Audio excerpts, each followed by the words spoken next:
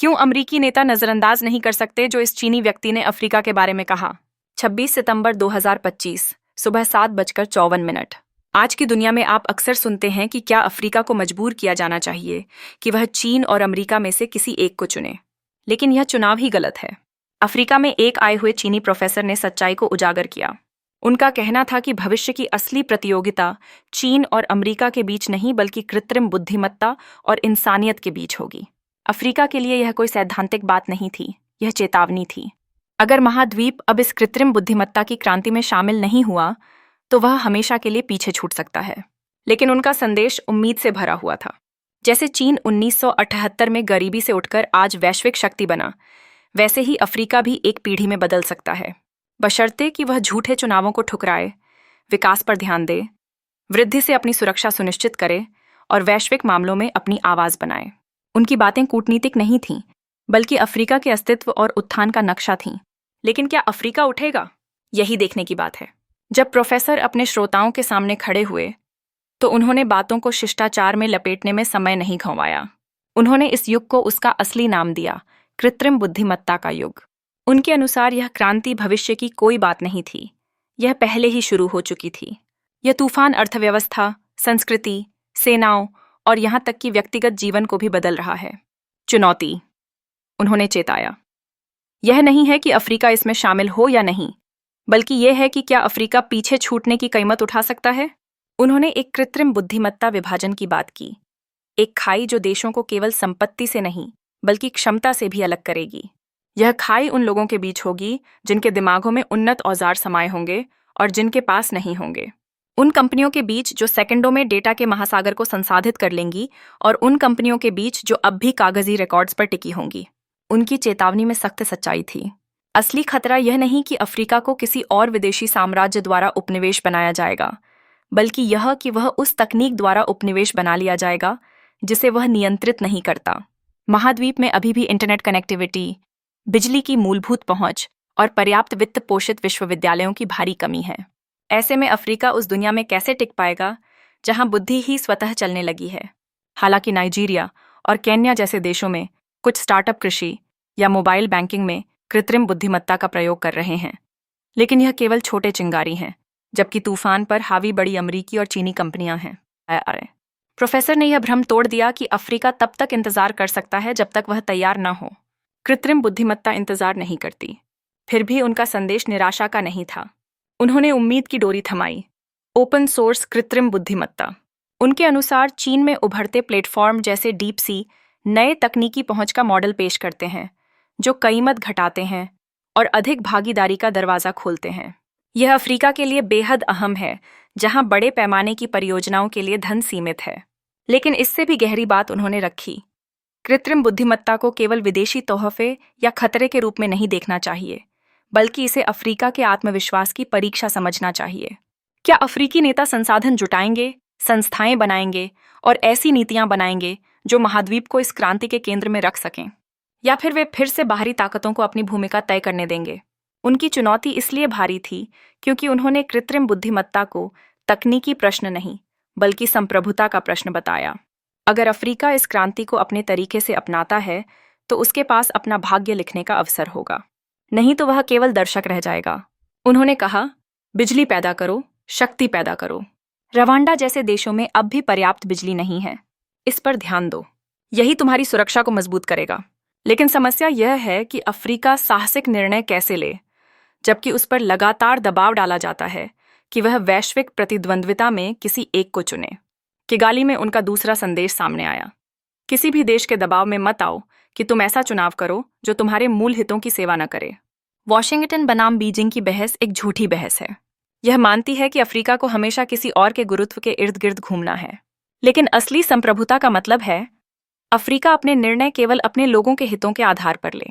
उन्होंने याद दिलाया, भ्रमित मत हो, धोखे में मत आओ। जो देश पुल, राजमार्ग, रेलवे या बिजली घर बनाते हैं वे तुम्हारे हित में ही करते हैं। अपनी समझ का इस्तेमाल करो और तय करो कि कौन सा देश तुम्हारे उद्योग और निर्माण क्षमता को मजबूत करता है। यह चेतावनी केवल सैद्धांतिक नहीं बल्कि ऐतिहासिक थी। शीत युद्ध के दौरान अफ्रीका शतरंज की बिसात बन गया था।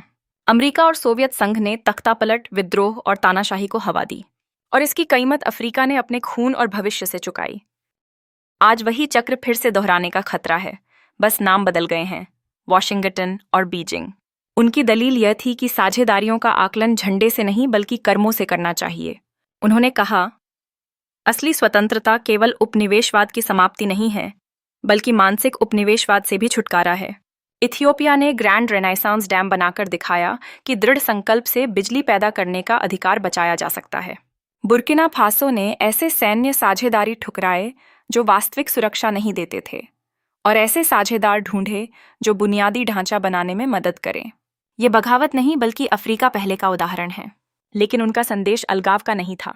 वह अफ्रीका को दरवाजे बंद करने के लिए नहीं बल्कि समझदारी से खोलने के लिए कह रहे थे, केवल उन्हीं के लिए जो वास्तविक विकास लाएं।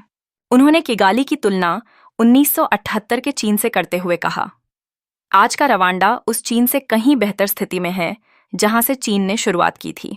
उन्होंने कहा, अगर चीन ने 46 साल में यह कर दिखाया तो रवांडा और अफ्रीका भी आने वाले 4 दशक में कर सकते हैं। अपने आप पर भरोसा रखो। उनका यह संदेश अफ्रीका के आत्मविश्वास को झकझोरने वाला था। उदाहरण के लिए, नाइजीरिया की वित्तीय तकनीक की उद्योग दुनिया में सबसे तेजी से बढ़ी है। बुर्किना फासो ने अपना पहला सोने का रिफाइनरी बनाया। यह सब बताते हैं कि अफ्रीका में क्षमता की कमी नहीं है। कमी है तो केवल अपनी यात्रा पर विश्वास की। लेकिन विश्वास के साथ अनुशासन और दीर्घकालिक योजना भी चाहिए, जैसे चीन ने 1978 में किया। प्रोफेसर का संदेश स्पष्ट था, अगर चीन कर सकता है तो अफ्रीका क्यों नहीं। यही चुनौती है और यही अवसर है। Story with Tanjarul. पूरा हिंदी अनुवाद एक साथ। क्यों? क्योंकि युवा पुरुष जिनके पास नौकरी या बिजली नहीं होती, उन्हें मजबूरी में फैक्ट्रियों में काम करना पड़ता है, और फैक्ट्रियां भी ऐसे ही मजबूरियों में उलझ जाती हैं। संघर्ष इसलिए नहीं होते कि लोग एक दूसरे से नफरत करते हैं, बल्कि इसलिए कि गरीबी और अविकास संसाधनों को हमेशा कमी में बनाए रखते हैं। प्रोफेसर के शब्दों ने इस भ्रांति को उजागर किया। उन्होंने कहा, हथियारों से खरीदी गई सुरक्षा लेकिन बिना विकास के केवल एक मृग तृष्णा है जो पहले संकट के संकेत पर ही टूट जाती है। उन्होंने 3 स्तंभ गिनाए जो किसी भी सुरक्षित राष्ट्र को मजबूती से खड़ा रखते हैं। पहला, घर के भीतर स्थिरता। ऐसी सरकारें जो वैधता रखती हों और मूलभूत जरूरतें पूरी कर सकें। दूसरा, पड़ोसियों के साथ शांति, क्योंकि सीमा पार लगातार शत्रुता संसाधनों को नष्ट करती है और अविश्वास को जन्म देती है। और तीसरा, जो सबसे कठिन सत्य है, विकास। बिना नौकरियों, बुनियादी ढांचे और अवसर के पहले 2 स्तंभ समय के साथ ढह जाते हैं। प्रोफेसर ने जोर देकर कहा, विकास कोई विलासिता नहीं है बल्कि नींव है। यह सोच अफ्रीका में सुरक्षा की परंपरागत परिभाषा को चुनौती देती है। बहुत बार नेता सुरक्षा को सेनाओं, विदेशी ठिकानों या अंतर्राष्ट्रीय शांति मिशनों से जोड़ देते हैं, लेकिन प्रोफेसर ने इस कथा को उलट दिया। उन्होंने चेतावनी दी कि उन देशों के बहकावे में न आना जो मूल्य तो उपदेश देते हैं लेकिन न बिजली घर बनाते हैं, न राजमार्ग। अगर कोई आपको कहे कि दूसरों के साथ काम मत करो, लेकिन वही आपके पुल या रेल मार्ग भी न बनाए, तो वे आपके किस काम के? विकास के बिना सुरक्षा खोखली है। अब एक और सलाह, सुरक्षा किस नींव पर टिकनी चाहिए? न केवल रवांडा के लिए बल्कि पूरे अफ्रीका के लिए। सुरक्षा कभी शून्य में नहीं होती, यह कई आधारों पर टिकी होती है। पहला, घर में स्थिरता बनाए रखना। दूसरा, अपने पड़ोसियों के साथ शांति रखना। और तीसरा, जैसा कि देंग शियाओपिंग, जिनके साथ काम करने का मुझे महान सौभाग्य मिला, कहते थे, विकास सबसे कठोर सत्य है। रवांडा को ही देखिए। 1994 के नरसंहार के भयावह दौर के बाद इसका पुनर्निर्माण केवल बंदूकें शांत करने से नहीं हुआ। यह संस्थान बनाने, उद्योग खड़े करने और विकास के जरिए गरिमा बहाल करने से हुआ। आज इसकी स्थिरता की पहचान है साफ सुथरी सड़कें, काम करती सेवाएं और ऐसा अर्थतंत्र जो लोगों को कल पर भरोसा करने का कारण देता है। इसकी तुलना उन क्षेत्रों से कीजिए जहां विदेशी सैनिक गश्त तो करते हैं, लेकिन बुनियादी ढांचा खंडहर में पड़ा है। यह अंतर ही प्रोफेसर की बात को साबित करता है।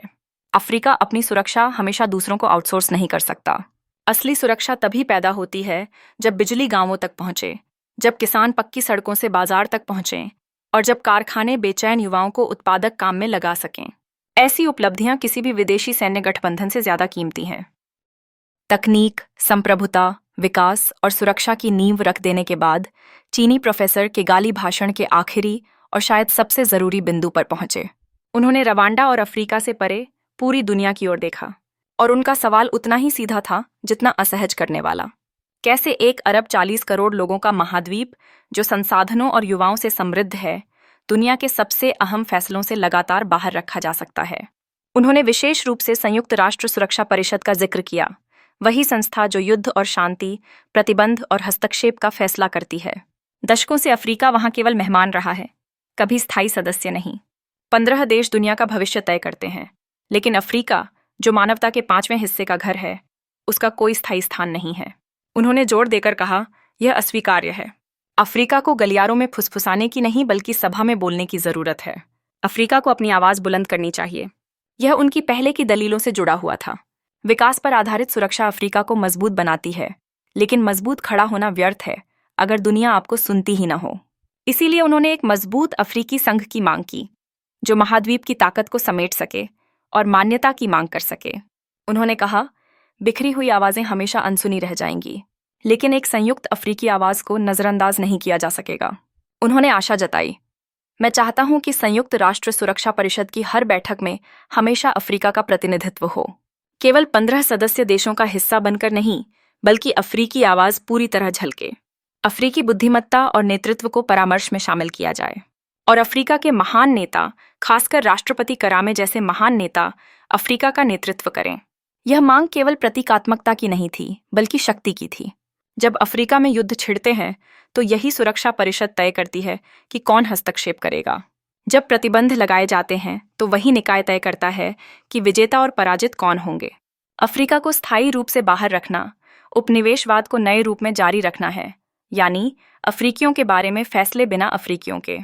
प्रोफेसर के शब्द चुभ गए, क्योंकि उन्होंने वैश्विक शासन की इस कपटपूर्ण सच्चाई को उजागर कर दिया। फिर भी वे व्यावहारिक थे।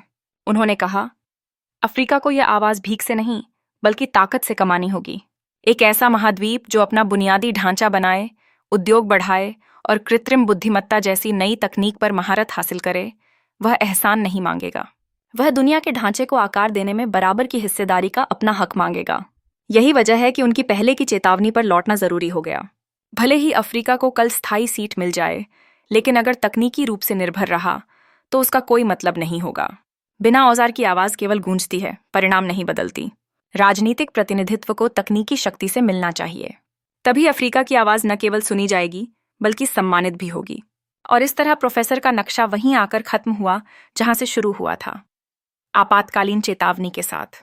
अफ्रीका को कृत्रिम बुद्धिमत्ता के युग में तेजी से प्रवेश करना होगा, साझेदारियों का मूल्य कर्मों से आंकना होगा, अपनी क्षमता पर विश्वास करना होगा, विकास के जरिए सुरक्षा बनानी होगी, और फिर आत्मविश्वास से वैश्विक मंच पर अपनी सीट का दावा करना होगा। उनके लिए भविष्य इंतजार नहीं कर रहा।